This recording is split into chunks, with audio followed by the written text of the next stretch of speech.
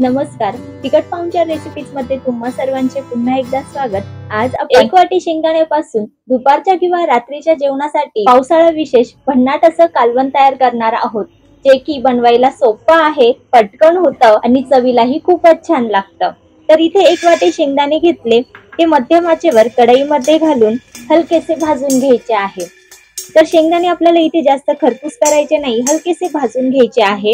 आता यामध्ये काय करायचं, 2 छोटे चमचे किसलेलं सुकं खोबरं घालायचं आणि लगेच गॅस बंद करायचा आणि हे शेंगदाण्यासोबत थोडंसं भाजून घ्यायचं। तर गॅस चालू असताना जर तुम्ही हे सुकं खोबरं भाजलं की ते जळण्याची शक्यता असते। तर कढई गरम असल्यामुळे गॅस मी बंद केला आणि सुकं खोबरं हे भाजून घेतलं। तर बघा, मस्त खमंग शेंगदाणे आणि सुकं खोबरं भाजून झालं आहे। इथे मी सुकं खोबऱ्याचा वापर केला, तुम्ही ओलं खोबरं असतं नारळाचा खव तो देखील वापरू शकता।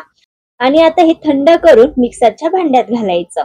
तर सुरुवातीला बघा, इथे शेंगदाणे आणि सुकं खोबरं हे मी मिक्सर मध्ये घालते, त्याचबरोबर यामध्ये काही जिन्नस आणखी आपल्याला ऍड करायचे आहे। तयार कालवण मस्त झणझणीत तयार होण्यासाठी इथे मी हिरवी मिरची घातली। तर हिरव्या मिरच्या तिखट घ्यायच्या आणि 5 ते 6 त्या यामध्ये ऍड करायच्या। तर यामध्ये तुम्ही चवीनुसार थोडं कमीही तिखट घालू शकता। त्यानंतर लसूण पाकळ्या, तर भरपूर असा लसूण घातला आणि सर्वात शेवटी यामध्ये स्वच्छ धुतलेली कोथिंबीर, तर मुठभर इतकी कोथिंबीर घातली। तर बघा, फक्त शेंगदाणे सुकं खोबरं भाजून घेतलं, त्यामध्ये हिरवी मिरची, लसूण आणि कोथिंबीर, तर सर्व साहित्य घरात उपलब्ध असतं, तर तेच घेतलेलं आहे।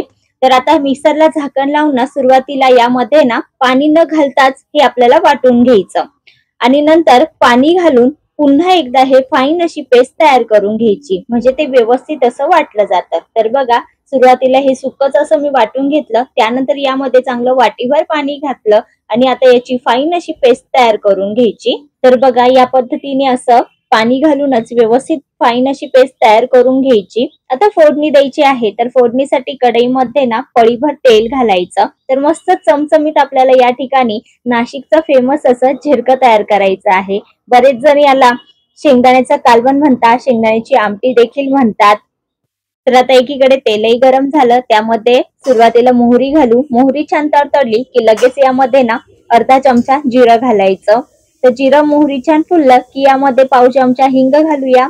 तर हिंग सुद्धा तेलामध्ये छान असा खमंग भाजून घ्यायचा आणि लगेच कढीपत्त्याची पानं घालायची। कढीपत्ता देखील तडतडला की लगेच आपण जी पेस्ट तयार करून घेतली होती बघा, ती संपूर्ण यामध्ये ऍड करायची आणि ही पेस्ट तेलामध्ये सुरुवातीला छान मिक्स करून घ्यायची। तर या ठिकाणी बघा, छान तेल सुटेपर्यंत हे मी व्यवस्थित असं भाजून घेते। साधारणपणे मिनिटभरातच हे छान मिक्स होतं आणि साइडनी बघा असं तेल सुटायला लागतं। लगेच यामध्ये काय करायचं, पाव चमचा हळद पावडर घालायची। तर तेलात तुम्ही हळद घालू शकता, मी वरतून ऍड केली आणि छान पुन्हा चांगलं मिक्स करून घ्यायचं। तर आता हळद घातल्यामुळे बघा रंग देखील मस्त आलेला आहे आणि हळद घातल्यानंतर मी आणखी 1 ते 2 मिनिटं हे व्यवस्थित परतून घेतलं। साइडने बघा असं तेल सुटायला लागलेलं आहे, तर इतपत हे छान असं परतून घ्यायचं। तर पुन्हा हे चांगलं मिक्स करून घेऊ, म्हणजे तळाला लागणार नाही। तर शेंगदाणा आणि खोबरं आपण व्यवस्थित भाजून घेतलं होतं, त्यामुळे जास्तही परतवायची ही गरज नाही। आता काय करायचं, यामध्ये पाणी ऍड करायचं। तर जितकं आपल्याला हे पातळ हवं त्याप्रमाणे आपण यामध्ये पाणी ऍडजस्ट करायचं। तर साधारणपणे इथे मी 2 ते 2.5 ग्लास पाणी घातलं, वरतून चवीनुसार मीठ आणि बारीक चिरलेली कोथिंबीर ऍड केली। छान सर्व एकजीव करून घेतलं आणि आता मध्यम आचेवर छान खळखळ अशी उकळ काढून घ्यायची आहे। तर साधारणपणे 3 ते 4 मिनिटातच याला छान अशी उकळ येते आणि व्यवस्थित हे शिजलं जातं। तर जास्तही उकळवायची गरज नाही। तर हे झिरकं असं पातळच ठेवलं जातं। तर बघा, मस्त असा खमंग शेंगदाण्याचा आणि खोबऱ्याचा सुवास सुटलेला आहे, छान दाटसर हे तयार झालेलं आहे। तर हे असं पातळच ठेवायचं, जास्तही उकळवायचं नाही। गॅस मी आता बंद केलेला आहे।